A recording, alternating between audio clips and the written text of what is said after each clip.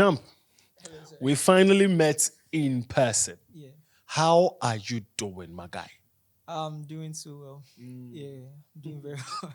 Man of the moment. It's like uh, the rejected stone shall be the cornerstone kind of story for you.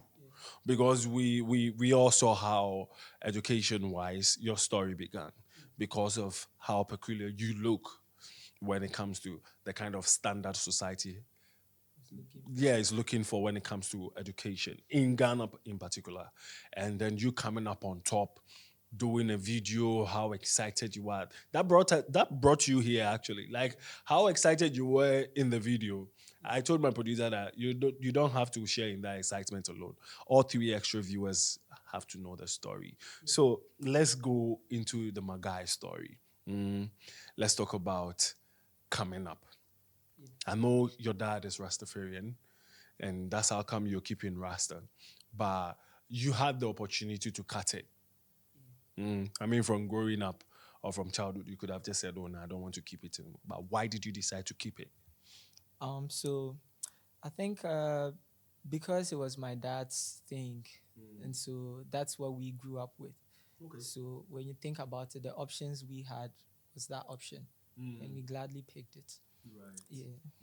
And then growing up, entering into Ghana's education system, did you face any stereotype from childhood that you built a wall or a solid heart around it so you were not that perturbed when high school was treating you that way, or you started facing stereotype when you were getting into high school?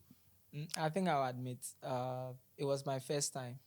Really? Yeah, No getting one bothered you from elementary to basic education and everything? Nah, I don't know if it's because the schools I went to were all private. Okay. Yeah, but then they were all private, and so we never had that issue. So it was when I was getting into high school that I faced that issue for the first time.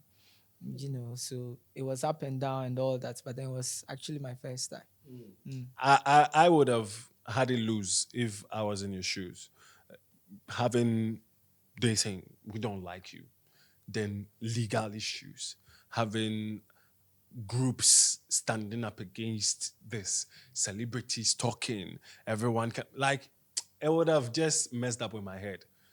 But you stood through everything and went 3 years in that school. 3 years in Achimota with your locks. Tell me the story. I know that from Form 1, Homodyne, Homo's Week, and how they treat Form 1s and all that to being a senior in Form 3.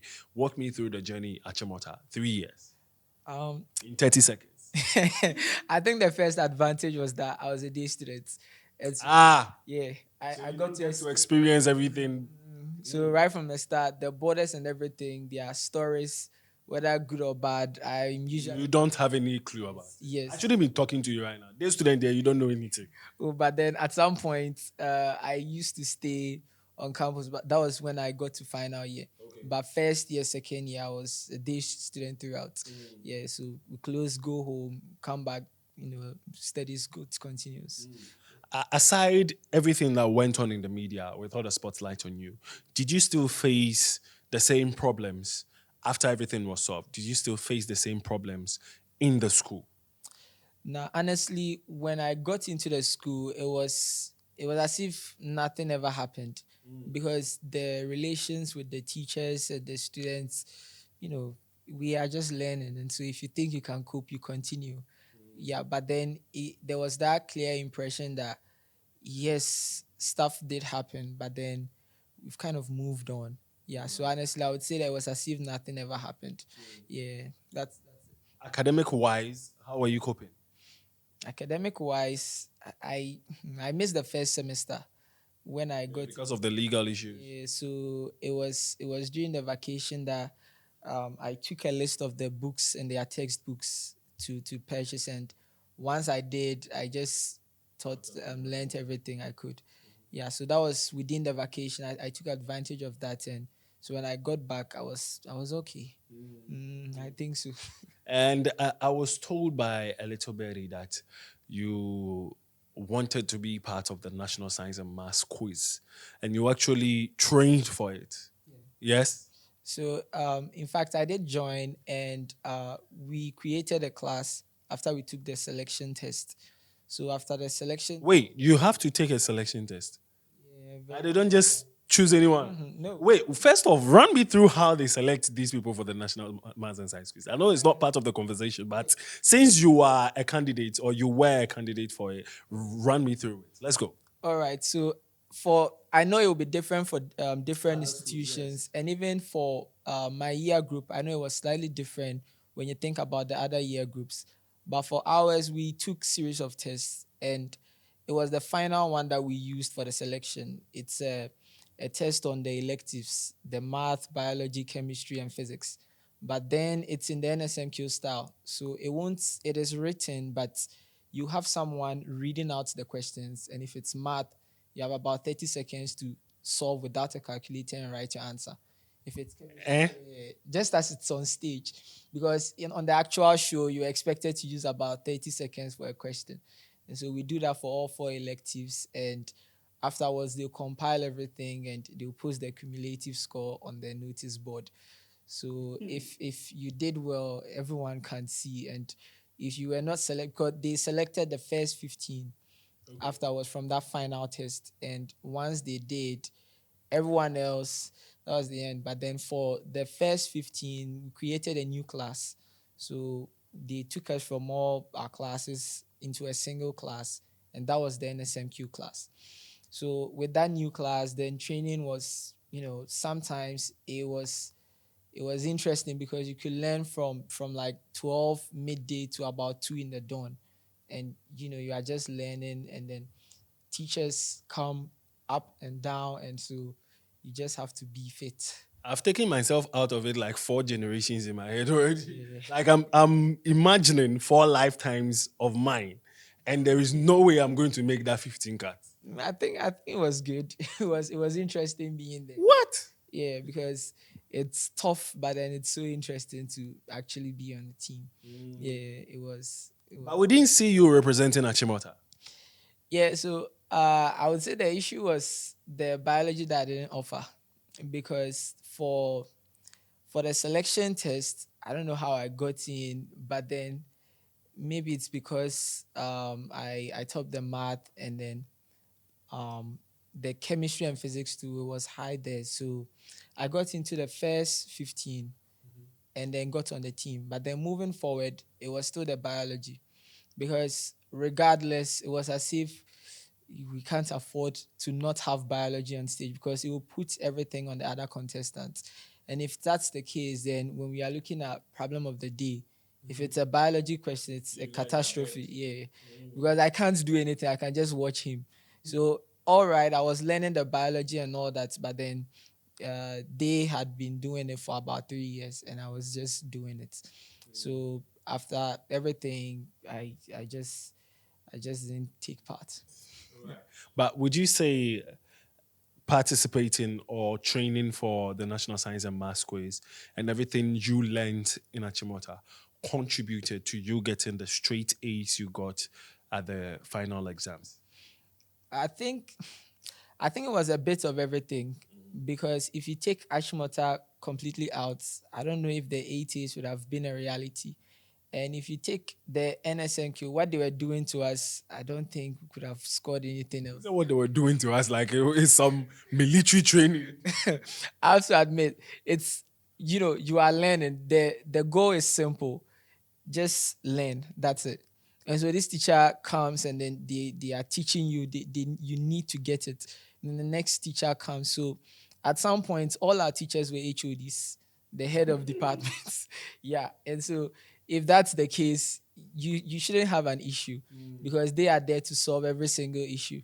Yeah. So if you take NSMQ out, I don't know how the story would have been, and the amount of work that I think I personally put in to contributed, and also the support from a lot of people, because after everything it was a lot of noise in my head. Yeah, so How did you overcome that noise to concentrate on the final exams and come out with flying colors?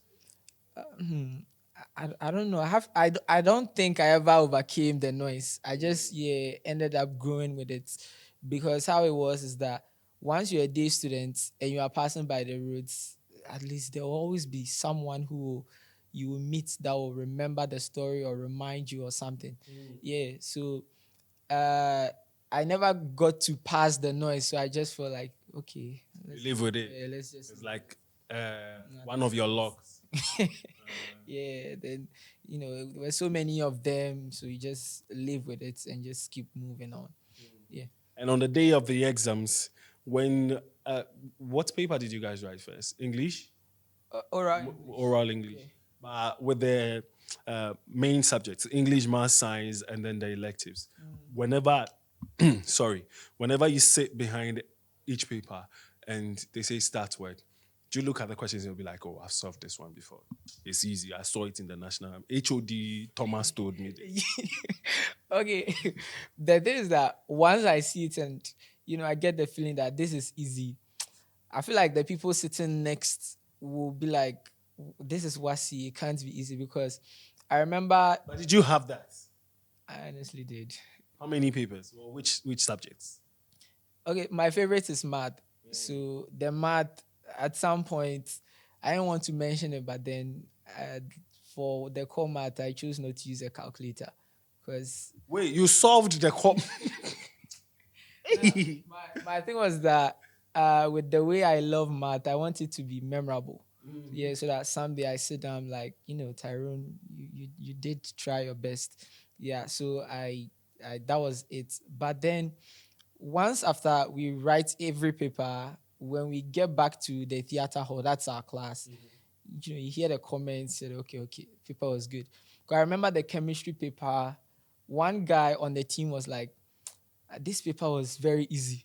Already, people had been complaining and crying and all that. And then another guy shouted, like, nah, it wasn't easy. It was no work. I'm like, okay, I see. So that kind of deep confidence was always on the team.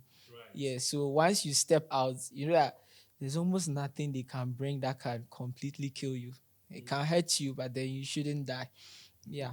I know you said you solved the core maths without calculator, but how long did it take you to finish the paper?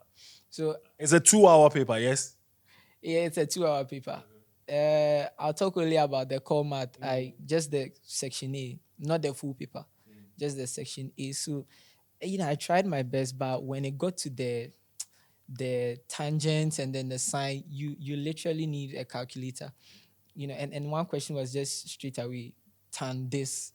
I need a calculator. I'm like, at this point, and the calculator was just under the desk. I just told them that Refused to take it. yes, that was the issue. So I just thought about it. If tan this, because some of the NSNQ stuff that we learned allows us to learn some special angles.